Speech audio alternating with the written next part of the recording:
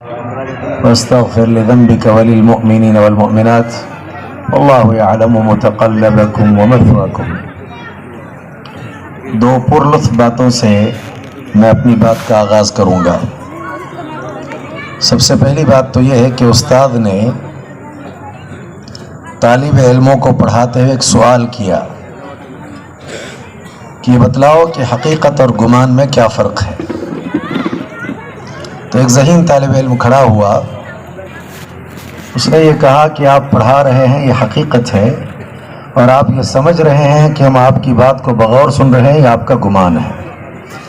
بہرحال ایسا نہ ہو، دو چند باتیں میں بھی پیش کیے دیتا ہوں اس درخواست کے ساتھ کہ باتوں کو آپ تمام ضبط ذہن کریں گے، اور جو باتیں عمل سے متعلق ہوں گی ان پر عمل پیرا ہونے کی بھرپور کوشش کریں گے۔ اللہ مجھے سب سے پہلے بعد آپ تماموں کو اس کی توفیق عطا فرمائے، آمین یا رب العالمین۔ دوسری بات، جزاکم اللہ خیر، دوسری بات یہ ہے کہ میرے اپنے علاقے میں یہ بات مجھے لے کر کے بہت معروف ہے کہ یہ بے صبر عالم ہے۔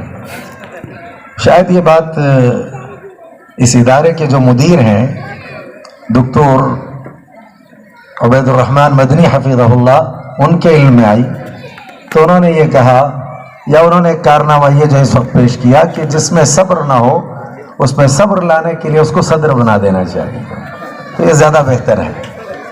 تو لہذا یہ دوسرا کارنامہ ہے شیخ کا کہ صبر لانے کے لیے مجھے صدر بنایا ہے شیخ نے۔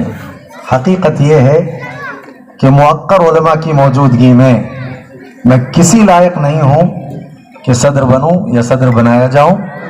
بہرحال ایک حسن ظن ہے شیخ کا مجھے لے کر کے، تو میں دعا کرتا ہوں رب سے کہ پروردگارا، جیسے شیخ نے میرے ساتھ اچھا گمان، اچھا ظن، اچھا حسن ظن رکھا ہے، اللہ تعالیٰ مجھے ویسے بنائے، آمین یا رب العالمین۔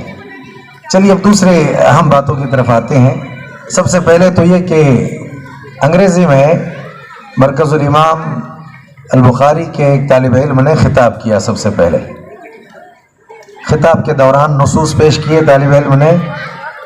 حقیقت یہ ہے کہ میں نطق کی طرف توجہ دے رہا تھا، تو دوران خطاب طالب علم نے جتنے بھی نصوص پیش کیے ہیں کہیں نطق میں مجھے کوئی کمی نظر نہیں آئی، اور سب سے اہم اور بنیادی بات یہی ہے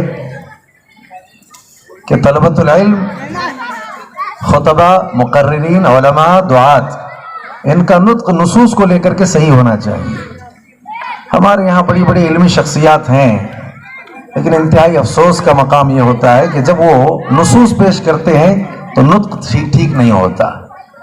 اچھا، زبان انگریزی تھی اور نصوص عربی میں تھے، تو شیخ محترم سے جب میں گفتگو کر رہا تھا تو اس موقع پر میں نے یہ کہا، جب شیخ نے یہ کہا کہ آئندہ سال یا ابتدائی سال سے ہم چاہتے ہیں کہ عربی زبان میں یہاں گفتگو کا ایک سلسلہ چل پڑے اور طلبۃ العلم بآسانی عربی سمجھیں، عربی بولیں، تو اس موقع پر میں نے یہ کہا تھا شیخ سے کہ اس وقت پوری دنیا میں خالص اسلام کو لینے والی زبان عربی ہے اور اسلام کو دینے والی زبان انگریزی ہے۔ بہت سے مسلمان ایسے ہیں، 90-80% مسلمان، جنہیں خالص اسلام لینا بھی آتا نہیں اور خالص اسلام دینا بھی آتا نہیں ہے۔ یہ بہت اچھی بات ہوگی کہ عربی زبان میں مہارت ہو اور خالص اسلام کو جانا جائے، لیا جائے، اور انگریزی زبان میں اس کو دیا جائے۔ تو طالب علم کے خطاب کو سننے کے بعد یہ محسوس ہوا کہ عربی نصوص جس انداز سے طالب علم نے پیش کیے اور انگریزی میں، تو ماشاءاللہ اگر یہی تسلسل رہا تو لینا بھی زبان کے ذریعے جو خالص اسلامی ہے، اسلام کو لینا آسان ہوگا اور اس کو عوام کے سامنے پیش کرنا بھی آسان ہوگا، اس لیے کہ انگریزی زبان میں بھی ایک طرح کی یہاں مہارت بچوں کو یا اس میں ایک صلاحیت پیدا کی جاتی ہے۔ عربی زبان جو ہے، اس کے بعد خطاب ہوا ایک داعی کے اوصاف کیا ہونا چاہیے۔